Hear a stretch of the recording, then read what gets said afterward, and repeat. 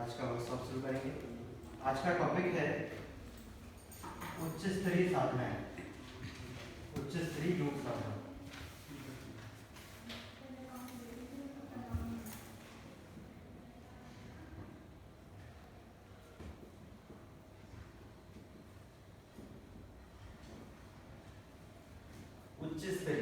उच्च स्तरीय मीन्स ये कोई कठिन नहीं है। उच्च स्तरीय साधना है योग के माध्यम से। योग को हमने ऐड कर दिया तो ये बन जाएगी उच्च स्तरीय। अगर योग नहीं हुआ और हम डायरेक्टली साधना पे जंप करेंगे तो साधना ही रह जाएगी, उच्च स्तरीय नहीं कहेंगे। तो हमने इसमें योग को माध्यम बनाया। योग को अगर हम जोड़ लेते हैं तो यह उच्च स्तरीय कहलाएगी। हमारे पतंजलि ऋषि ने अष्टांग योग दिए हैं। अष्टांग योग में क्या क्या आता है?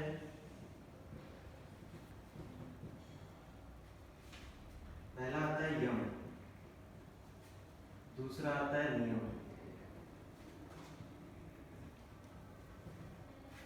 तीसरा आता है आसन, चौथा आता है प्राणायाम,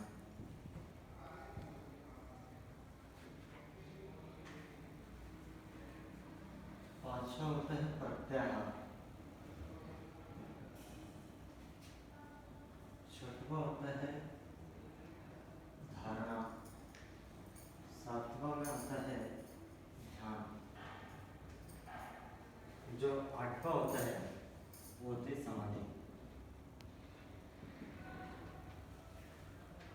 ये अष्टांग योग हमारे पतंजलि ऋषि ने दिए गए हैं, जो कि हमारे जीवन में इसे उतारने का हमें कोशिश करते रहनी चाहिए। हम क्या करते हैं, डायरेक्टली साधना करते हैं या ध्यान करते हैं या आसन करते हैं, कोई भी एक चीज कर लेते हैं, उसमें हम सोचते हैं कि वही सब कुछ नहीं होता है। हमें सभी का नियम, आसन, प्राणायाम, प्रत्याहार, धारणा, ध्यान, फिर उसके बाद आती है समाधि। तो हम इसका क्रमशः विवेचन करेंगे।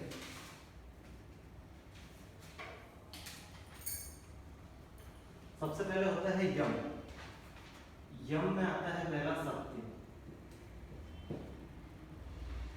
सत्य वह होता है जो प्राणियों के हित में होता है। सत्य वह होता है जो प्राणियों के हित में होता है। नहीं तो हम हमेशा सत्यवादी बने और किसी का नुकसान हो रहा है, घाटा हो रहा है, तो इसका मतलब सत्य नहीं होता है। सत्य का मतलब वो होता है जिसमें सभी का कल्याण हो, सभी का हित हो, उसे सत्य कहते हैं। तो इसका सबसे पहली कंडीशन है सत्य, यम के अंदर। दूसरा आता है अस्तेय।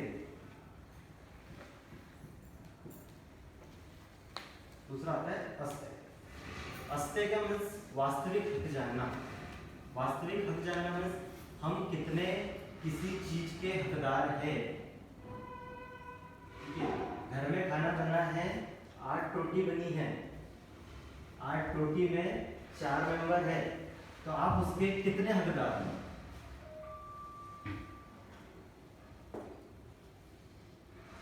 ठीक है, तो दूसरों के हक का नहीं खाना मीन्स जो किसी और की चीज है उसे अपने वो आप यूज कर रहे तो वो अस्तेय नहीं है।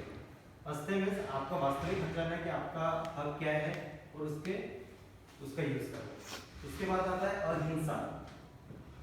अहिंसा मीन्स सदैव प्रेम भाव बनाना है सभी से, कोई हिंसा ना हो, सिर्फ प्रेम भाव सदा बनाना है। उसके बाद आती है इसमें ब्रह्मचर्य। ब्रह्मचर्य का मतलब होता है मन, वचन व काया। मन, वचन और काया से इंद्रिय शरीर को ब्रह्मचर्य कहा जाता है। उसके बाद आता है अपरिग्रह।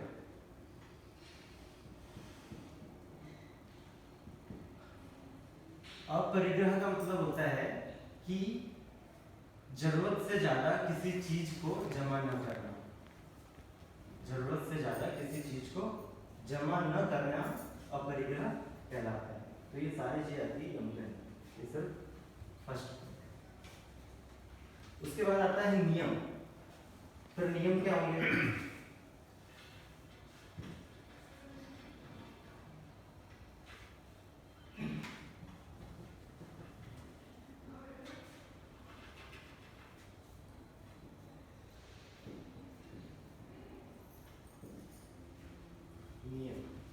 नियम में पहला आता है सोच।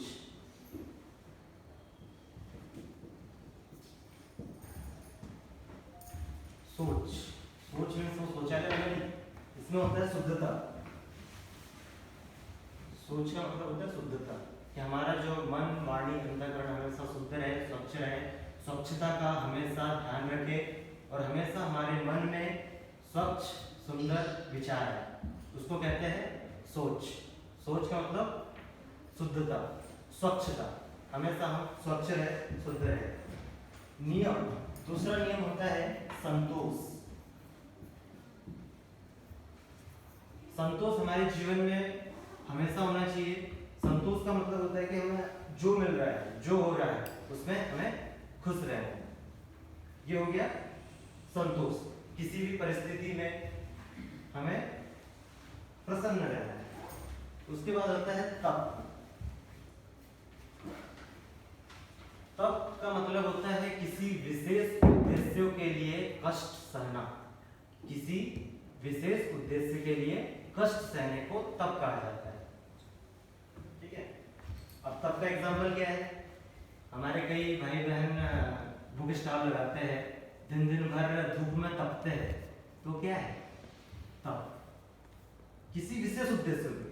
गुरुदेव का विचार हमें घर घर तक पहुंचाना है, जन जन तक पहुंचाना है, सब में सबका आत्मोत्थान करना है। उसके लिए हम क्या कर रहे हैं? बुक स्टॉल लगा रहे हैं जगह जगह पर, विचार क्रांति अभियान फैला रहे हैं। तो क्या होगा? जो दिन दिन भर जो कर रहे हो क्या है? वो है तप। उसमें आता है तप। उसके बाद जो आता है वो आता है स्वाध्याय। स्वाध्याय में स्वयं का अध्ययन करना। अब स्वयं का अध्ययन कैसे करेंगे? स्वयं के अध्ययन के लिए हमें बुक्स पढ़नी होगी, अच्छी बुक्स पढ़े, जिससे हमें स्वयं का आभास हो कि हम क्या हैं, हम क्या कर सकते हैं। गुरुदेव ने कहा है कि वह संसार की सारी शक्तियाँ आपके अंदर में है, पर हम मूर्ख बने रहते हैं कि हम उन्हें नहीं जान पाते हैं। क्यों नहीं जान पाते हैं? क्योंकि हमारे खुद का हमें ज्ञान नहीं है। खुद का ज्ञान कब होगा? जब स्वाध्याय होगा, स्वयं का अध्ययन होगा, तो आप एक महान क्रांति ला सकते हैं। अब मैं बिल गेट्स का अगर उदाहरण दूं तो वो 1 वीक में 2 से 3 पुस्तकें खत्म कर देते। बिल गेट्स दुनिया के सबसे बड़े अमीर व्यक्ति। वॉरेन बफेट का अगर एग्जांपल दे तो उनका भी सेम है, सबसे ज्यादा बुक्स पढ़ते हैं, आइडियाज आते हैं, जो थॉट होते हैं, थॉट प्रोसेस होती है। थॉट प्रोसेस ही सब कुछ है। थॉट प्रोसेस अगर हमारी सॉलिड होगी तो हम कुछ भी प्राप्त कर सकते हैं, कहीं भी पहुंच सकते हैं। तो जो भी है थॉट प्रोसेस, स्वाध्याय, स्वयं का अध्ययन को हम स्वाध्याय करते हैं। इसलिए हमें बुक्स पढ़ते रहना चाहिए कि स्वयं का ज्ञान हो और हम हमेशा प्रगति पथ पर आगे बढ़े। इसलिए गुरुदेव ने 3000 से ज़्यादा पुस्तकें लिखी। क्यों लिखी? सब हमारे लिए लिखी कि हम सदा ऊपर की ओर उठते रहे, एक दीपक बने। उसके बाद नियम का जो अंतिम आता है वो होता है ईश्वर परिग्रह।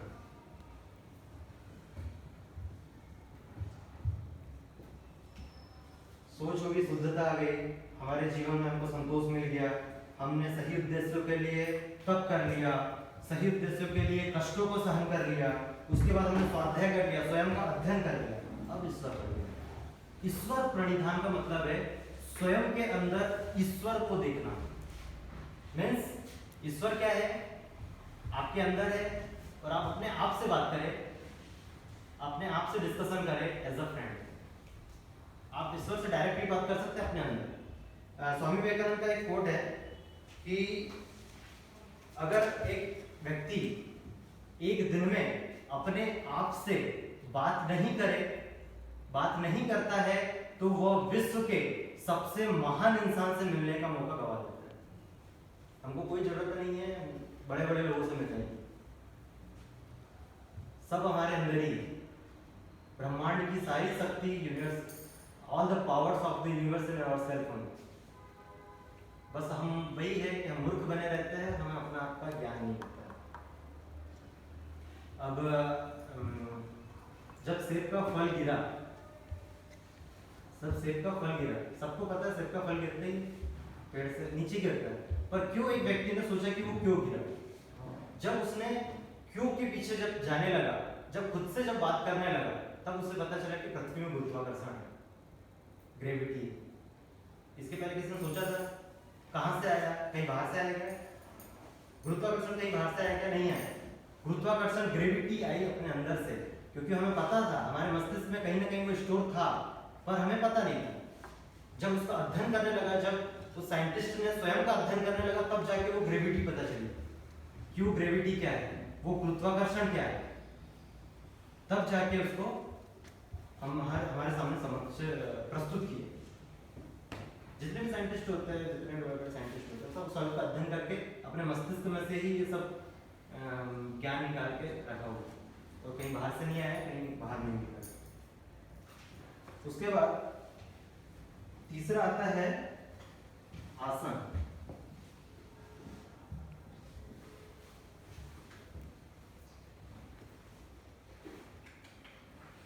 इसका हम पालन करेंगे। उसके बाद आता है आसन। आसन मीन्स योग, योग मीन्स जुड़ना। हमारा शरीर, हम भिन्न भिन्न क्रिया करते हैं, हम यहाँ से उठते हैं, सो के उठते हैं, ऑफिस जाते हैं, बैठ के वापस आ जाते हैं। शरीर के कितने कुछ होता है, विकास होता है, कुछ नहीं, सिर्फ एक ही एक्टिविटी हो रही है। तो शरीर का हो सकता है विकास रुक जाए, हो सकता है जैसे कोई लोहा है, उसको जंग लग रहा है, क्यों लग रहा है? क्योंकि उसका यूज नहीं हो रहा है, उसका प्रॉपर यूज नहीं हो रहा है। तो लोहे को जंग से बचाने के लिए प्रतिरोधक यूज करते हैं। तो वैसे ही हमारे शरीर की पूर्ण क्रियावान रहे, पूर्ण रूप से प्रॉपरली कार्य करे, कार्यरत रहे, सारे अंग नाड़ियां प्रॉपरली कार्य करे, उसके लिए हम आसन करते हैं। आसन को सिद्ध किया जाता है, आसन को सिद्ध किया जाता है। जैसे आप पद्मासन बैठ जाए, या फिर सर्वांगासन। सर्वांगासन को आप डायरेक्टली नहीं कर सकते, उसको पहले सिद्ध करना पड़ेगा, उसकी प्रॉपर कंडीशन तक पहुंचने के लिए। जो आप डेली कर रहे हैं उसको मतलब ही नहीं पता है उसे कैसे करना है, उसकी क्या प्रोसीजर है, उससे इफेक्ट नहीं पड़ेगा। आप सूर्य नमस्कार कर रहे हैं, सूर्य नमस्कार आपने किया, पूरी 12 स्थिति आपको पता है, उसे कैसे करना है, कैसे करना है, श्वास कब लेना है, कब छोड़ना है, उसको कहेंगे सिद्ध करना। हम ये प्रार्थना मुद्रा में है, जब हम ऊपर ताड़ासन के लिए जाते हैं तो हमें श्वास खींचना है, श्वास खींचना है। उसके बाद जब नीचे आते हैं पादहस्तासन में श्वास छोड़ना है, ये हमें पता चलना चाहिए, ये पता रहना चाहिए, तब उसे पूर्ण योग कहा जाएगा। नहीं तो हम फिर अटके रहेंगे कि हमें कुछ होता नहीं, हम बहुत योग करते हैं, कुछ होता नहीं, हम बहुत साधना करते हैं, कुछ होता नहीं। उसका प्रॉपर नॉलेज होना चाहिए, उसका प्रॉपर अध्ययन होना चाहिए, तब उसे प्रॉपर योग कहेंगे। आसन सूक्ष्म व्यायाम है तथा चक्र नाड़ियों में इसका प्रभाव होता है। हमारे 7 चक्र है, अंदर नाड़ियां है, ईड़ा पिंगला सुषुम्ना, बहुत सारी चीजें हैं, उसे कैसे जागृत किया जाए? स्टार्टिंग फेज दी आसन कि पहले वो सोई हुई शक्ति को जगा तो दो पहले, तब जाएगी, तब उस पर ध्यान दो। वो सोई हुई, उसको हिलाना पड़ेगा, तब जाके वो जागृत होगी।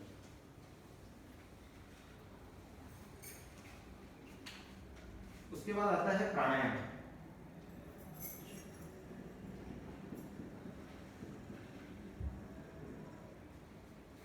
प्राणायाम आसन में क्या हुआ? शरीर को जोड़ा, शरीर को जुड़ गए, शरीर फिट है। अब शरीर के अंदर प्राण ऊर्जा लाना है। प्राणायाम का मतलब होता है प्राणों का आयाम। शरीर में हमारे अंदर क्या है? प्राण, जिससे हम सोचते हैं, चलते हैं, जगते हैं, सोते हैं, जो भी करते हैं, सारी क्रियाएं जो चल रही है वो प्राण शक्ति के कारण चल रही है। तो उस प्राण शक्ति को मजबूत बनाने के लिए हम प्राणायाम करते हैं। आसन हो गया, उसके बाद प्राणायाम। प्राणायाम में बहुत सारे प्राणायाम हैं, उज्जयी प्राणायाम है, भस्त्रिका प्राणायाम है,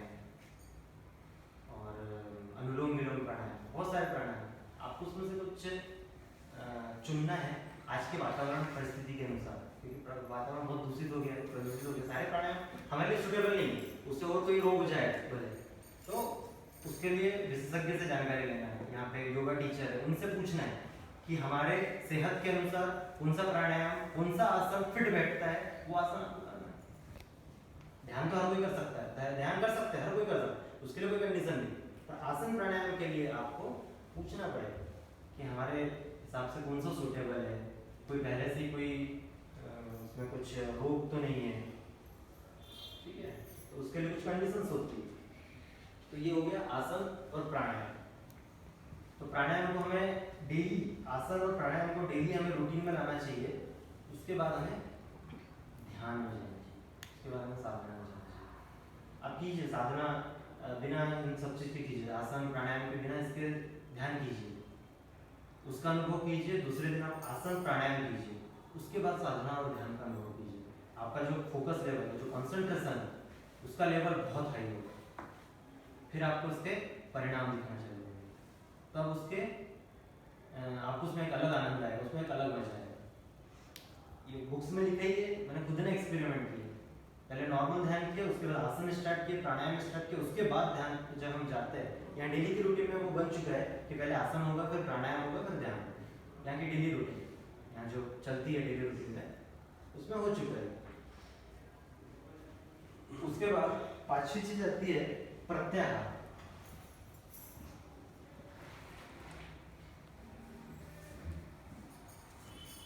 प्रत्याहार का मतलब होता है उगलना। उगलना क्या बोलेंगे? कुविचारों को उगलना। हमारे अंदर काफी सारी नेगेटिविटी है, नेगेटिविटी आते रहती है, ये नहीं हो पाएगा, ऐसा हो जाएगा, वैसा हो जाएगा, नेगेटिविटी आएगी। तो उस चीजों को उगलना, चाहे कोई भी परिस्थिति हो, कोई भी सिचुएशन हो, नेगेटिविटी नहीं आनी चाहिए।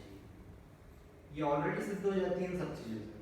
पर यम नियम आसन प्राणायाम रहेगा तो प्रत्याहार इजीली हो जाएगा, इसमें कुछ नहीं, नेगेटिविटी आएगी नहीं। आपका आसन प्राणायाम एक हाई लेवल का, तो आपका नेगेटिविटी आधी समाप्त हुई होगी, पर आपको तो भी इस पर ध्यान देना कि नेगेटिविटी हमारे अंदर ना आए। अगर ये प्रवेश कर भी रही है तो उसका कुछ करें, निराकरण करें कि हमारे अंदर नेगेटिविटी ना आए। उसके बाद आता है धारणा।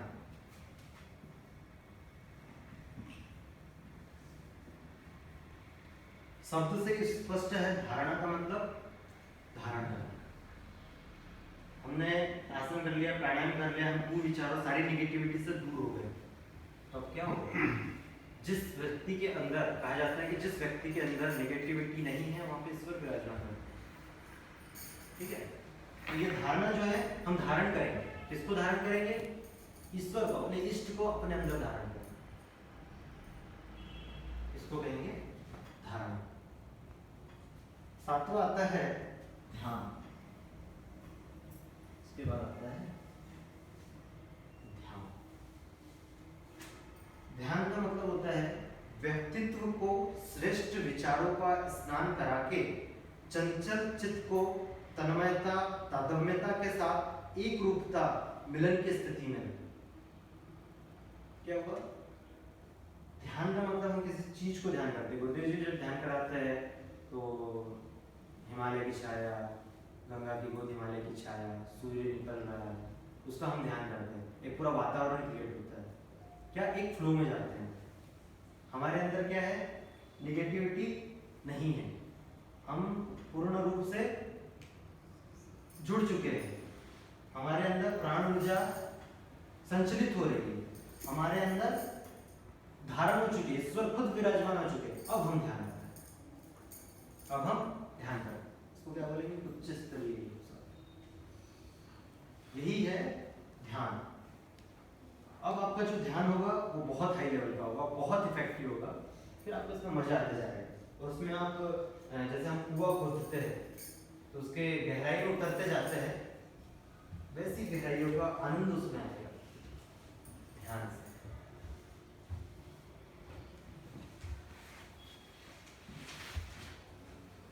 इसके बाद आता है समाधि।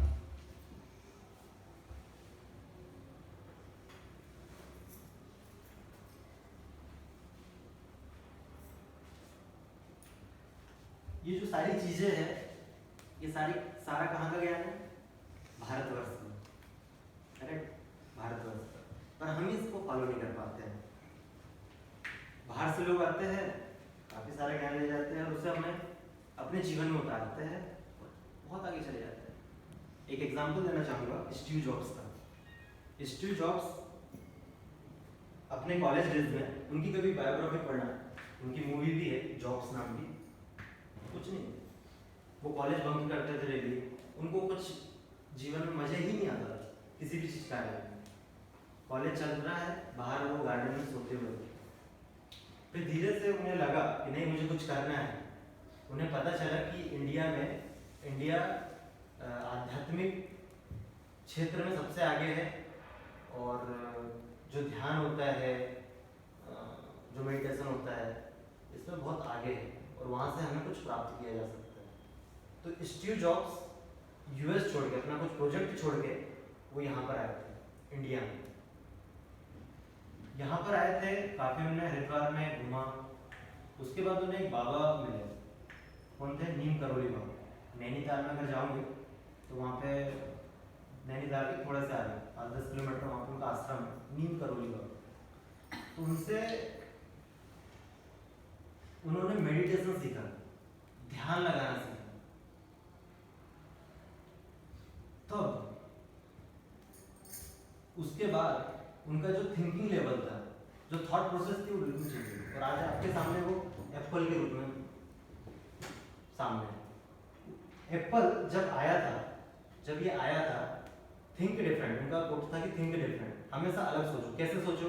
उन्हें ध्यान लगाया, उन्हें वो सब चीजें लाके दी जो कि दूसरा कोई कल्पना भी नहीं कर सकता, कल्पना भी नहीं कर सकता। ऐसी डिजाइन, ऐसी क्वालिटी, ऐसा प्रोडक्ट उन्हें लाके दिया जो कोई कल्पना भी नहीं कर सकता। उन्हें कल्पना की, क्यों, कैसे की? मेडिटेशन से। हम सब वो पा सकते हैं मेडिटेशन से। दुनिया में नंबर 1 कंपनी बनी एप्पल, क्यों? सिर्फ स्टीव जॉब्स का, क्यों? सिर्फ ध्यान दिया, सिर्फ मेडिटेशन। उन्हें खुद ने लिखा कि मुझे जो भी ये जो एप्पल है वो इंडिया से आया। एप्पल का जो पौधा है, जो वृक्ष है, उसका बीज जो है इंडिया से मिला है मुझे। और वो एप्पल को उन्होंने आगे बढ़ाया और उनकी पूरी जिंदगी में, पहले उन्होंने कई व्यसन करते थे, नॉन वेजिटेरियन थे, सब कुछ छोड़ दिया। उनकी जीवनी में उन्होंने खुद ने लिखा हुआ है कि मैं अंत समय तक के मैं वेजिटेरियन बनते रहूंगा और पूर्ण रूप से ये ध्यान, मेडिटेशन को अपनी जिंदगी में उतारूंगा। तो उन्होंने इस चीज़ पे काफ़ी फोकस किया है। तो यही है, हम इस चीज़ में कई बार पीछे रह जाते हैं। उसके बाद आता है समाधि।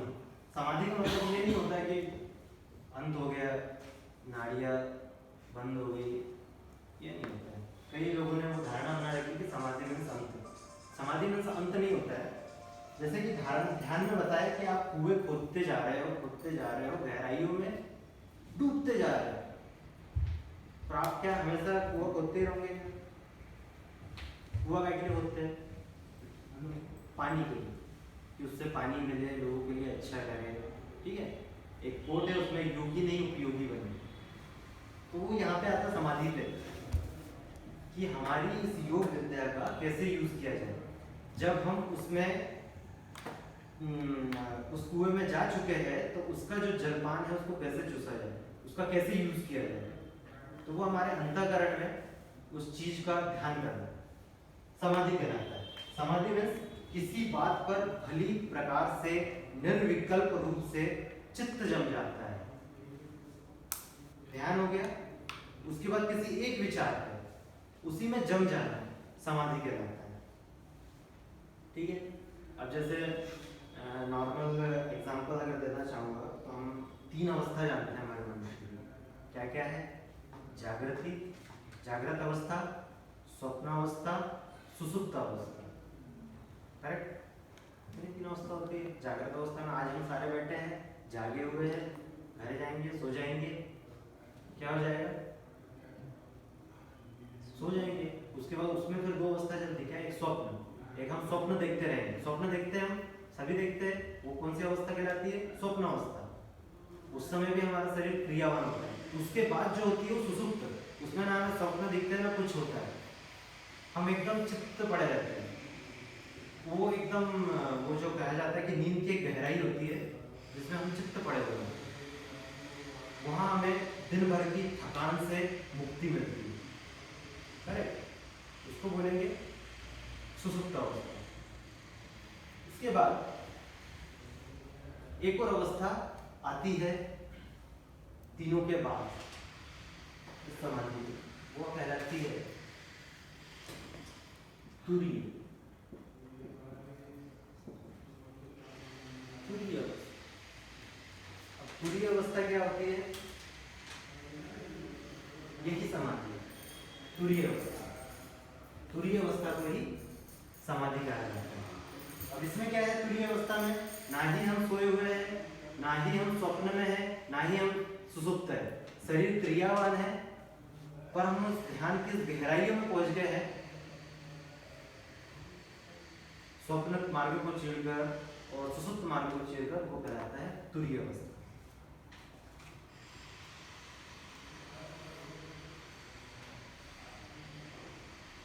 तो ये 8 अष्टांग योग पतंजलि ने दिए थे, जिसे हमें हो सके तो अपनाना चाहिए, और अगर नहीं हो सके, सारे तो होने चाहिए, पर इस चीज़ों पे बहुत ध्यान दें।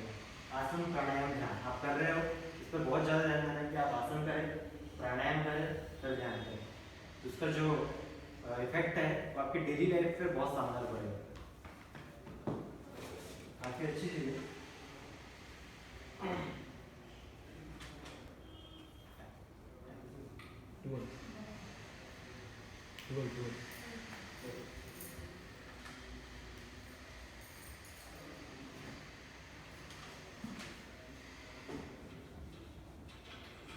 इसमें कुछ क्वेश्चन हो तो पूछ सकते हैं अष्टांग योग।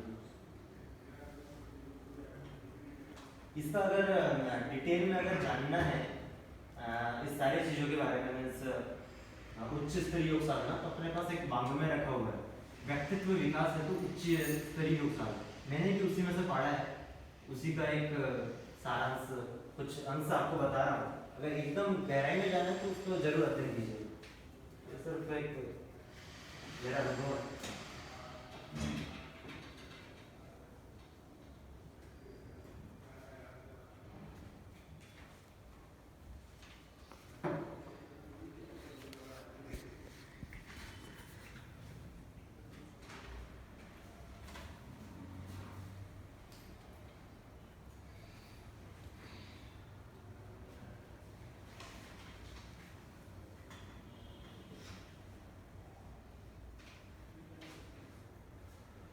साधना को थोड़ा और डिस्क्राइब करना चाहूँगा। विवेकानंद जी ने जो कहा था कि मैंने जैसे कि एग्जांपल दिया कई साइंटिस्टों का, तो स्वामी विवेकानंद क्या थे? धर्मगुरु थे जो पूरे विश्व को हिंदुत्व के बारे में और हमारे जो आध्यात्मिक है, जो आध्यात्मिक ज्ञान है, वो पूरी दुनिया में फैलाने के लिए वो निकले हुए थे। तो उन्होंने साधना को बहुत इंपॉर्टेंस दिया था, और वो उनके सबसे अच्छे मित्र थे टेस्ला। टेस्ला क्या थे? बहुत ही गुड प्रेडिक्टर थे। उन्होंने काफ़ी सारी चीज़ प्रेडिक्ट की थी जो आज सच हो रही है। आप देख सकते हो, गूगल कीजिए टेस्ला के बारे में। टेस्ला के काफ़ी अच्छे मित्र थे, मित्र के रूप में थे स्वामी विवेकानंद, और उनने उनको बताया था कि साधना कीजिए। उनने उनको आध्यात्म का ज्ञान दिया था। वैसे कई साइंटिस्ट से स्वामी विवेकानंद मिलते रहते थे, और उन्होंने अपनी ज़िंदगी को बहुत शानदार बनाया है। इसके बाद आगे चलते हैं। मुद्रा।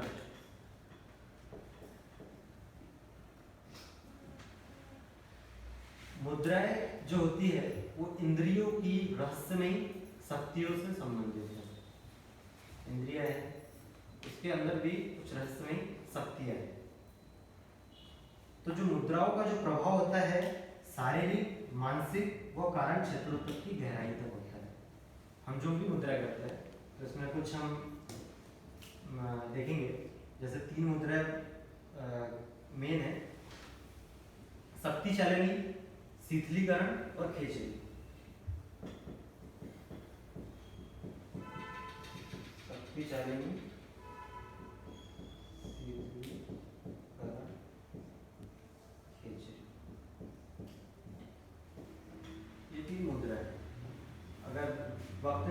इसको हमेशा अंडर गाइडेंस करना चाहिए। जो मुद्राएं होती है, जो बंद होती है, वो हमेशा अंडर गाइडेंस होना चाहिए। जो योग गुरु है, जो योगा टीचर है, उनके अंडर में हमेशा ही सीखनी चाहिए। डायरेक्ट आप अगर करने लगोगे तो हो सकता है कुछ और प्रॉब्लम स्टार्ट हो जाए। इसीलिए ये सोई हुई शक्ति जो नाड़ियों के अंदर सुसुप्त रूप से है, उस शक्तियों को झंझकार डालती है, वो कहती है मुद्राएं। वो होते हैं बंद।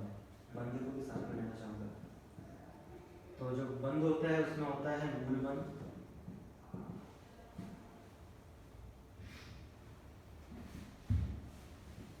उद्यान बंद, और एक और होता है जो होता है जालंधर बंद।